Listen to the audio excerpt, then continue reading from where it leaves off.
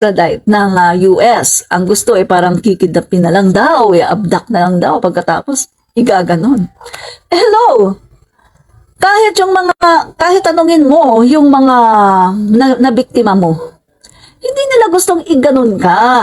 Kasi mas gugustuhin ng mga nabiktima mo, di umano, no? Di umano, kasi wala pa namang final verdict. Mas gugustuhin ng mga nabiktima mo, di umano, na ikaw ay magdusa sa iyong mga kasalanan. Kasi kapag gaganunin ka, ay wala. Isang ganon lang, wala na. Ang kailangan, pagdusahan mo ang iyong mga naging kasalanan, di umano. Dito sa mga tao na nagpaparatang na ikaw ay nakagawa sa kanila ng mga masasamang bagay. Kahit ako kahit kung isa ako doon sa mga babaeng yon, just in case, mga kaibigan, hindi ko gugustuhin na basta ka nalang gaganunin.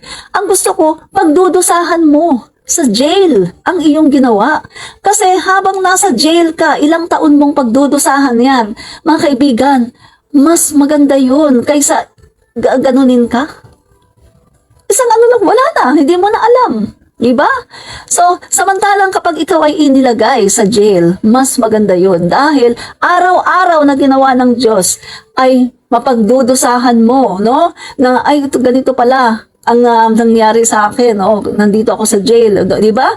Makikita mo na maghihirap ka pa doon. Away from your family, tapos basta wag lang nilang ibigay sa iyo yung special treatment nung nasa jail ka. Yung katulad ka lang din ng mga ordinaryong Pilipino, 'di ba?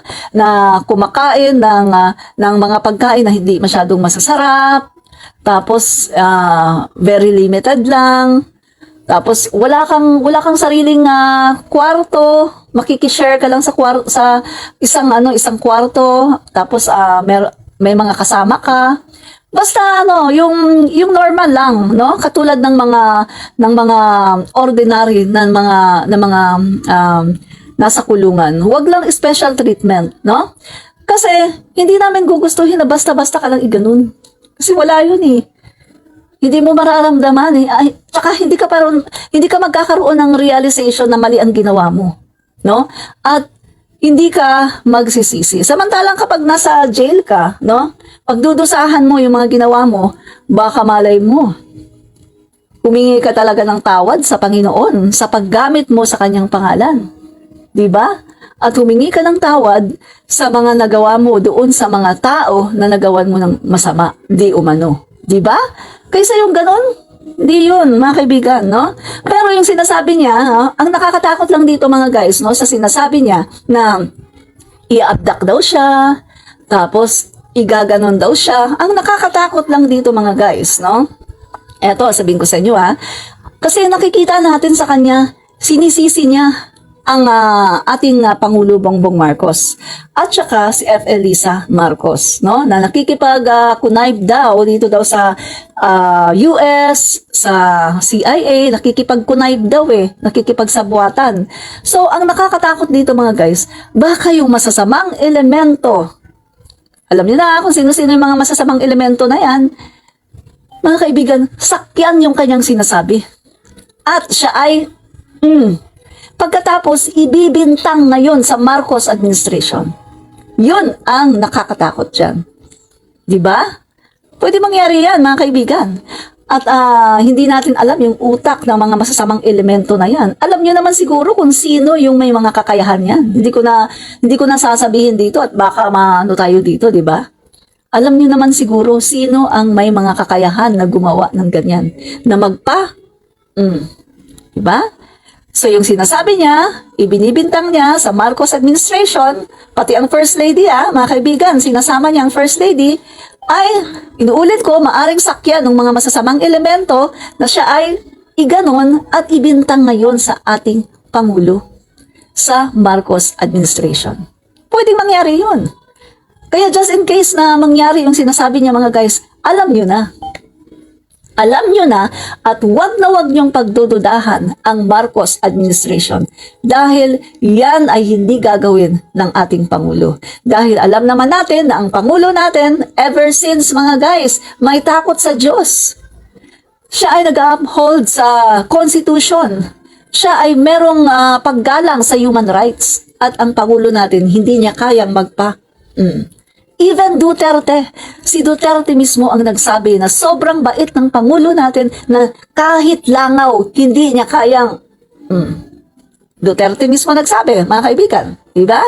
So, alam na this, kapag nagkatotoo ang sinabi ni Kibuloy na siya ay kikidnapin daw at igaganon, at merong nagsisi, no? Isinisi sa Marcos administration, alam nyo na kung sino ang mga taong yan.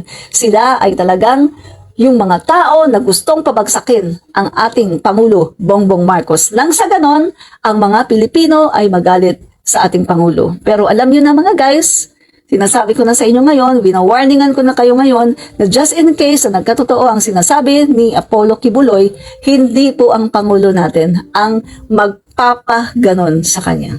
Never.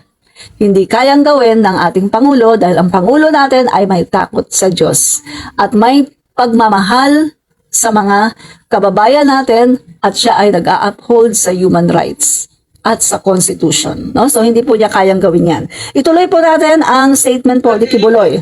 Alam na po namin na may gagawin sila. Hindi lang namin alam kung paano sapagkat ang hinihintay namin ay extradition sapagkat yun ang treaty natin. Ngayon, ito pong gagawin nila dahil hindi na sila dadaan doon ay illegal. Kidnapping or elimination or assassination. Di po ba sa atang sariling bansa ang aking constitutional rights na wala na? Sapagkat ako po ay binigay na sa kamay ng mga banyagang ito ng ating sariling gobyerno ni Pangulong Marcos at ni First Lady Araneta Marcos. Huwag kayong magkaila kung totoo itong sinasabi ko. Angkinin nyo, kung hindi, i-correct ninyo ako. Sapagkat ang buhay ko ngayon ay nanganganib. Kahit mukha ko, hindi ko pwedeng ipakita sa inyo. Sapagkat ako, Mga kaibigan, duwag naman pala ito. Ay, naalala ko tuloy si Dr. Jose Rizal. Nung si Jose Rizal, no, ang ating pambansang bayani, si Dr. Jose Rizal ay i-execute na siya sa Bagong Bayan. Mga kaibigan, kita niyo naman, di ba, pinulsuhan pa siya. Bago siya barilin, no? Pinulsuhan mo na siya ng mga doctors at nakita na normal ang kanyang pulso. Walang katakot-takot na nakita sa kanyang katawan. Walang takot. Napakatapang ng ating pangbansang bayani, Dr. Jose Rizal. Pero ito mga kaibigan, napakaduwag naman pala. Parang yung kanyang kaibigan lang na si Mang Kanor. Napakagaling gumawa, di umano ng mga krimen, no, na binibintang sa kanila nung napakaraming mga babae at mga lalaki na di umano ay nagawan ng kanyang kingdom at niya mismo ng mga masasamang bagay. Pero ito mga kaibigan, mga duwag naman pala, hindi daw niya pwedeng ipakita ang kanyang mukha. Aba, pwede mo naman ipakita ang mukha mo. Siguro naman kapag pinakita mo ang mukha mo, hindi ka naman matitrace kung nasaan ka nagtatago. Diba? At saka isa pa mga kaibigan, alam ko lang kasi ang nagtatago yung may kasalanan. Kasi kung wala kang kasalanan, haharapin mo. Sa totoo lang mga kaibigan sa totoo lang, mas bilib pa nga ako kay sino yun? Si Aguila ba yun? Yung yung na rin sa Senate, yung inimbita din sa Senate, tapos nakulong siya ngayon, basta yung si Aguila, yung sa kulto din sa may Surigao, no? Mga kaibigan, sa totoo lang, mas bilib pa nga ako sa kanya eh. Kasi matapang siya, talagang nung inimbitahan siya ng Senado, pumunta siya mga kaibigan at hinaharap niya ang kanyang mga kaso na patong-patong. Hinarap niya ang mga witness. Yan. Salamat po, Ami Ruzul, Senior Aguila. So, kung titignan natin mas bilib pa nga ako dito kay Senior Aguila dahil siya ay talagang matapang na hinarap niya ang kanyang kaso. Pero itong si Kibuloy, mga kaibigan, nakailang invite na to sa Congress eh. Hindi pumupunta. No? Yung ang ano pa nito yung invitation nito doon sa franchise ng SMNI, no? Nakailang invite na yan, hindi pumunta. Nakailang invite na rin dito sa Senado, hindi rin pumunta. Hanggang sa yan nga mga kaibigan ay talagang siya ay binigyan na ng subpoena at kailangan siya mag-appear. Pero alam naman natin, hindi na yan talaga pupunta mga kaibigan. Dahil paninindigan na niya talaga ang pagiging duwag, ang pagtatago, no? So, sabi sa akin ng kasama ko, naku, huwag mo lang masyado i-content yan kasi baka ibabash ka. Kasi nung mga nag-content daw sila mga kaibigan, ay lumabas daw yung mga miyembro, no? Mga miyembro ng Kingdom of Jesus Christ, no? Di umano at nambash mga kaibigan, bigla daw dumami yung mga nambash sa kanila na mga sumusuporta kay Kibuloy. Ang sabi ko naman, hindi po pwede. Kailangan i-ano natin to, kailangan komentuhan natin to para maipakita natin ang katotohanan at para maipagtanggol natin ang ating Pangulo, Bongbong Marcos. Hindi tayo papayag mga kaibigan na ganito ang sasabihin nila sa ating Pangulo na napakabait, na napakabuti. Kailangan natin i-debunk ito. No? Kahit dumami pa dito ang basher ko, wala akong pakialam. Ang mahalaga sa atin ay talagang masabi natin ang katotohanan at ma-debunk natin itong mga pinagsasabi ni Apollo Kibuloy, no? So, ituloy natin mga kaibigan, no? Yan po, tama, Senyor Aguila. Salamat, Delta Gomez, no? Tama po yan. Yan. Mabuti pa si Senyor Aguila. Ay binigay ninyo sa kamay ng mga Amerikano. At gagawin nilang gusto nilang gawin sa akin sa aking sariling bansa. Ang aking 11 compounds, araw-gabi, sinosurveillan ng drone. Hindi po kami makatulog, hindi kami mapakali.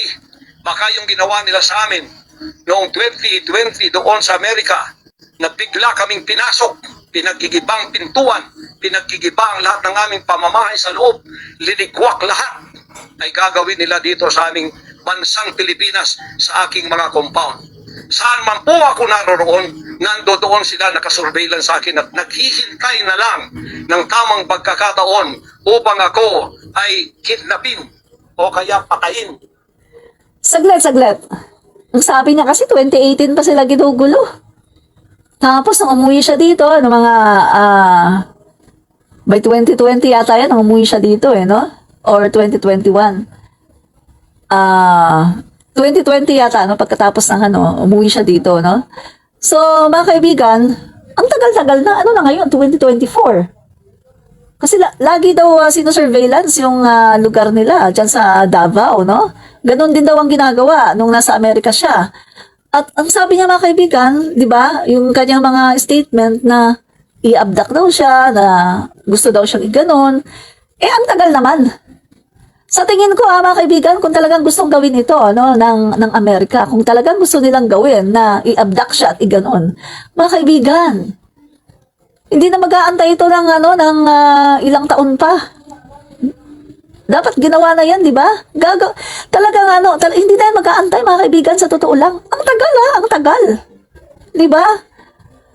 Kasi sa totoo lang may kakayanan ang Amerika kung talagang gusto nila. Maraming paraan yan.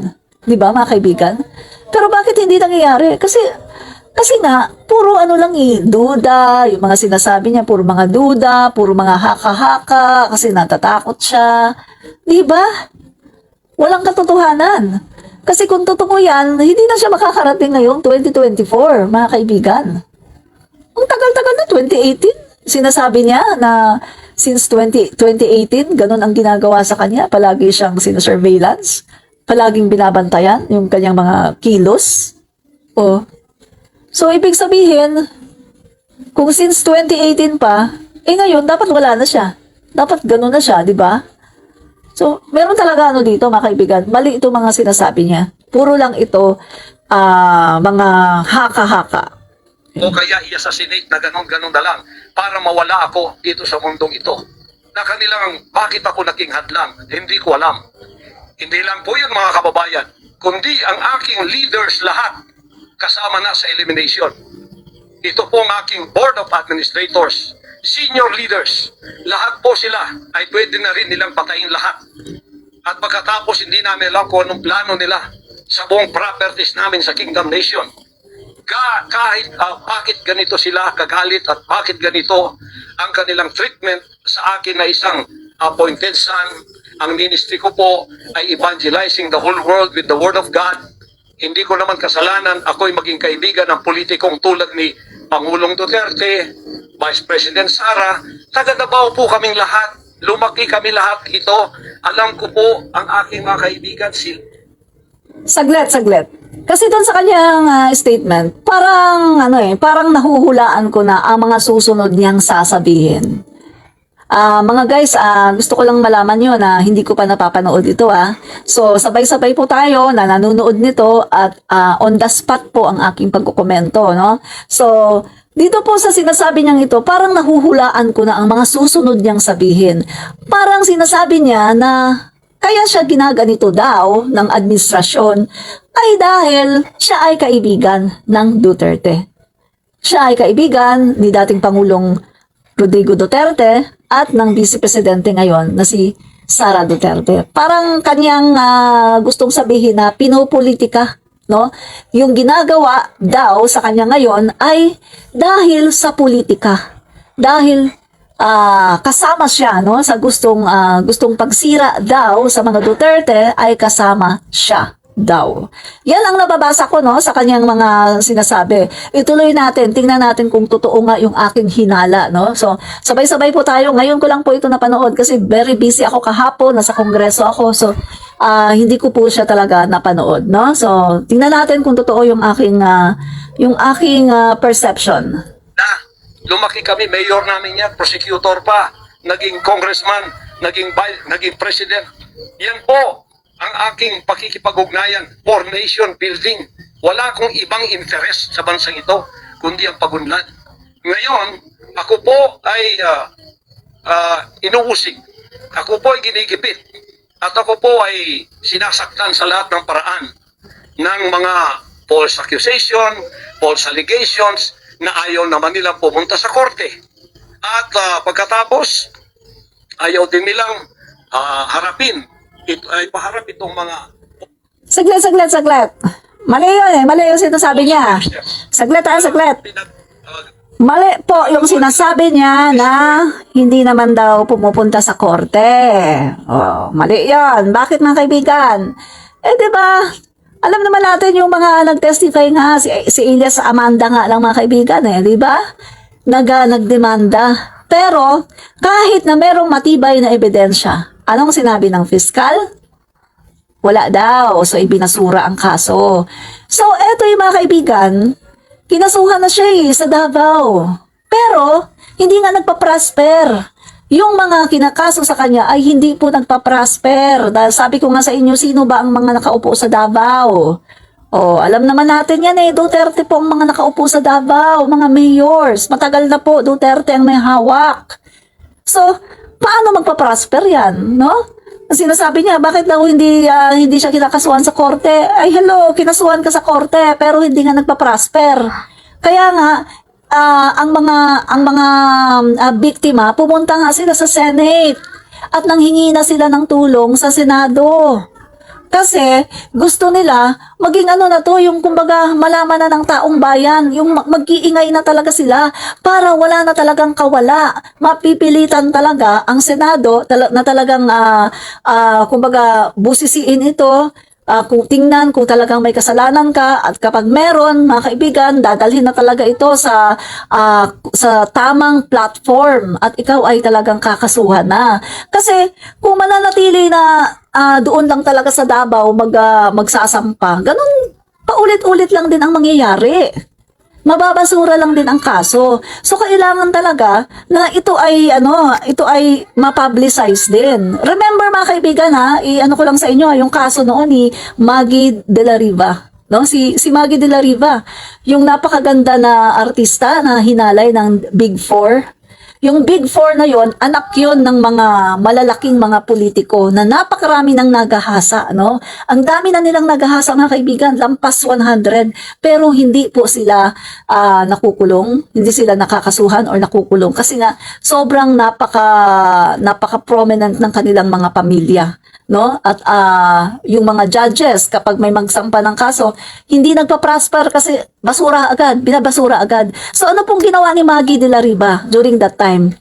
Nagpa-publicize po siya, nagpa-press conference po siya, nag-ingay po siya para malaman ng buong Pilipinas, para maikalat sa press. At dahil doon, mga kaibigan, nag-prosper po ang kanyang kaso. At eto nga, nakasuhan at talagang nasilya elektrika ang The Big Four. mga kaibigan, no? Sinong mga nakapanood sa inyo ng Damagi de la Riva story?